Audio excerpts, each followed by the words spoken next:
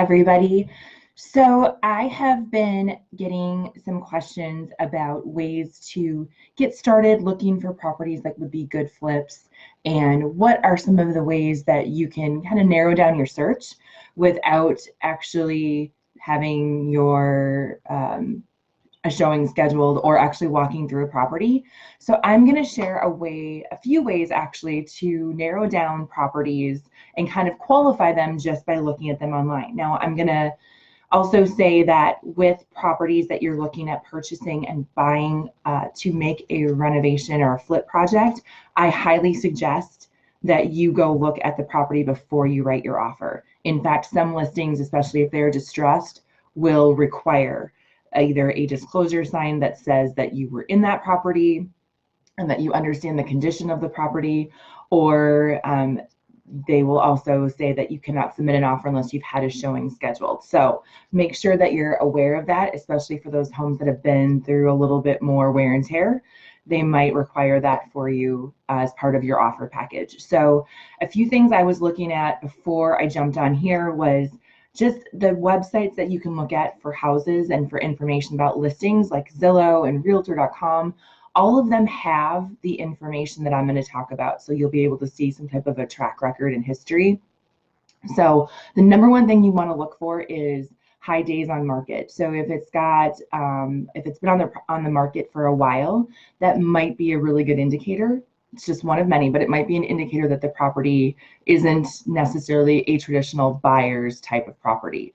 It might also indicate that there's been either somebody looked at it, submitted an offer, and it didn't fall through, it fell through, it didn't close. So that might be an indicator of some motivation as well there.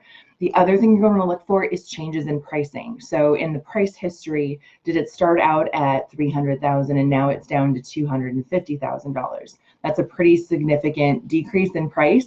So if there's an opportunity where that might be a good project, where maybe at 300 it wasn't, it might be at 250,000. So price reductions mean that there's motivation from the seller.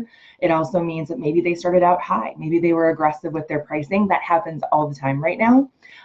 So just make sure that you're checking those indicators and keeping an eye on properties, especially if they're in neighborhoods that you feel might have opportunity and there are areas that you would be interested in buying in. So the third thing I would say is a great indicator is, are there a limited number of photos? Because if you've got an amazing, wonderful property that's got all these benefits to it, you're going to want to show that off, right? But if your property is maybe dated, if it's got some issues, if it's not so pretty inside, you're probably only putting maybe 2 or 3 photos up. So those listings that have less photos tend to be properties that might have an opportunity. There might be spaces that need to be finished or renovated, or it might be that the house just isn't in great condition. The number of photos will be a really good indicator for you for that as well. Is the interior vacant?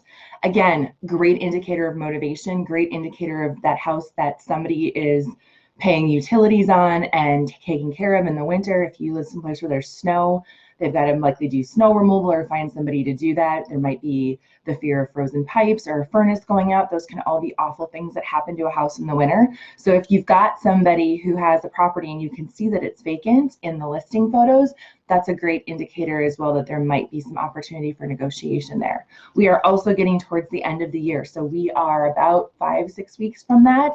So as people are getting into the holidays, they want to be free of these types of properties, particularly if they're ones that they didn't acquire on their own. Maybe they were inherited, maybe they're rental properties, maybe they've already relocated.